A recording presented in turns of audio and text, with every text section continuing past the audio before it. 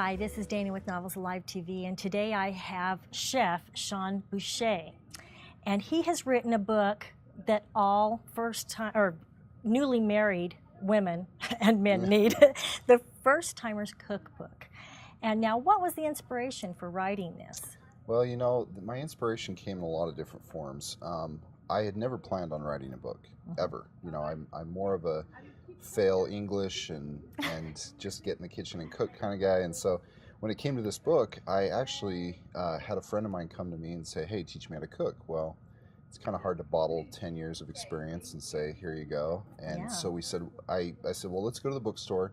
So we came to Barnes & Noble and we looked around, and all I found was either a 900-page, you'll never use half this stuff, or a collection of recipes, nothing that really showed how to cook. How to do it. So I came up with basically about 100 pages of pictures and how to versus what to, like traditional cookbooks are. And I think that's a great idea. I was telling you earlier that my daughter-in-law, I love her to pieces, so Haley, if you're watching, and my son says, oh, she cooks the best ramen noodles. And I mean, she doesn't do a whole lot of cooking, he does a lot of the cooking, and my sister-in-law is a lot like that too, so this would be the perfect book for those that, you know, moms don't teach cooking like they used to. Right. Well, and they don't teach it in school. I mean, home ec used to be a staple of you know, the middle school years, and now it's kind of gone away with a lot of the other type of arts classes. And so it's a necessary skill, I think, that's starting to get lost as more and more drive-thrus pop up and more convenience items become available.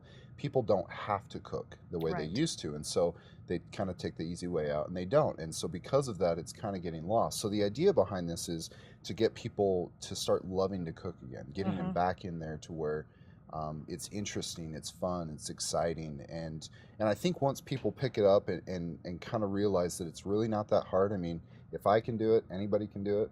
But you're a chef. But I'm a chef. But that's the other thing that, you know, I started out when I was 16. I knew nothing. I mean, my first day, I cut the tip of my finger off and spilled hot turkey juice on myself. Like, I've been there, done that.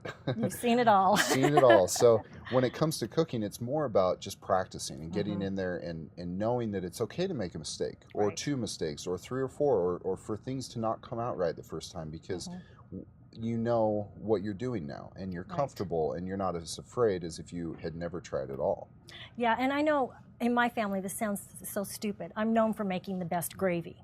And so my kids are, Mom, how do you do, you know, and it is a technique. It is about, okay, the consistency and stuff like that. And to me, it's just, I've been doing it for so many years, I don't even know how to teach how to do the consistency. So I just show, because that's really all I can do.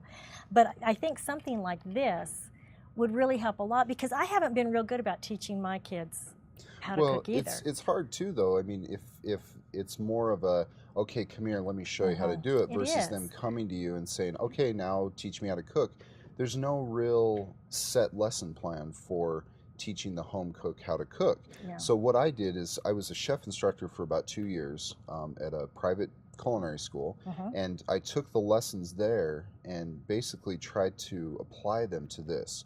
Tried to get people to understand that, you know, once you understand the principle and the technique behind it, then you can apply it to all these different ingredients, and you can apply it to all these different types of cooking. And so that was the main idea, is that giving people the tools to fish versus giving them a fish. And I think that's a great idea. And I think some of the terms too, you know, there have been some, oh, well, you need to saute. Well, what's the difference between saute, you know, and fry?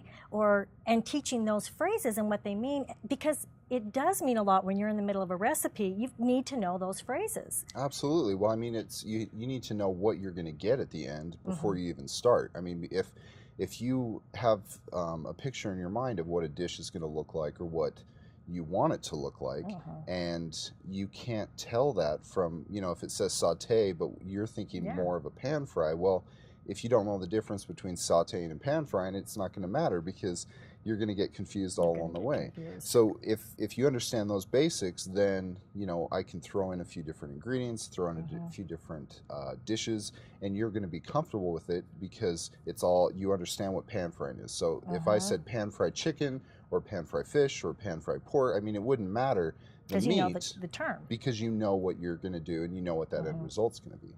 Well, let's hold this up. And do you have a website as well? I do, and it's interesting that you talked about having the kind of in front of you type teaching, because what I did is after I came out with this book, I taught a lot of in-person classes, and the classes filled up like crazy, and people really wanted that, you know, hands-on approach. Well, obviously I can't give that to everybody.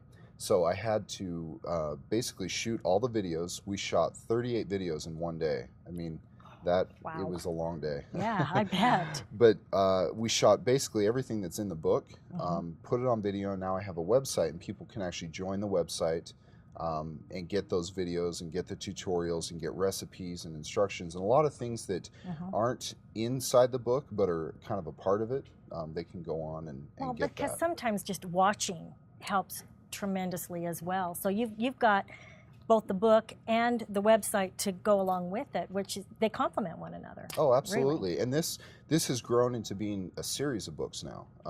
We started with cooking, now we're going to go into baking, then we're going to go into pastries, and then we're going to go into Italian and Asian and all the different types of things there, because with each different cooking kind of medium or genre, there's, you know, kind of a unique set of principles and things. So it's going to follow the same format where it's very basic. There are a lot of pictures, a lot of how-to, but at the same time, it's going to be kind of all-encompassing. That if you got all the books and you went through the whole series, it'd be like going to culinary school, which nowadays you're looking between $50,000 and $100,000 just to go to that school. Granted, you get a degree at the end of that, but if you were able to do that at a fraction of the cost, say, you know, $1,000 or $2,000, that's a huge savings. But you're having the same knowledge, and then you're able to teach other people too, if so be. That's what you like to do. So it can perpetuate for generations. Well, I think this is a fabulous gift to give newlyweds. I mean, as a wedding present. I mean, that would really be great. And Shawn, thank you so much. This has been wonderful. My pleasure. Thank you for having me. Thanks.